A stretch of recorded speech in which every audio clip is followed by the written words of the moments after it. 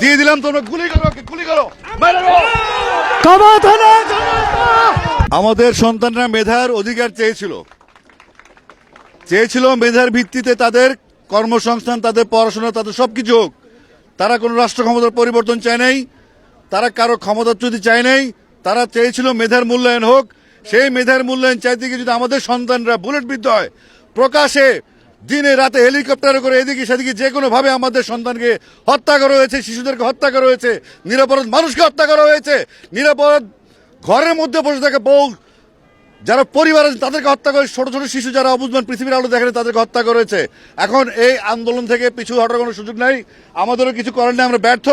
এই ছাত্ররা সড়ক আন্দোলন করেছিল, এই ছাত্ররা এখন কিশোর বয়স থেকে তরুণ হয়েছে এবং তার ম্যাচিউর হয়েছে। আমরা কোনো কিছু সিদ্ধান্ত নিব না,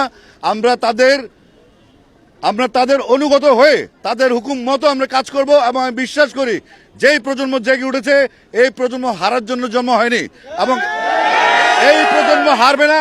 আমি আমার ছেলেকে নিয়ে এসেছি, আমার ছেলেকে আমি সঙ্গে করে নিয়ে এসেছি। আসো, সে নর্থ সাউথ ইউনিভার্সিটি ওয়েট করলাম, আমি লন্ডন থেকে আজকে আসছি। দিয়ে দিলাম, তোমরা গুলি করো, গুলি করো।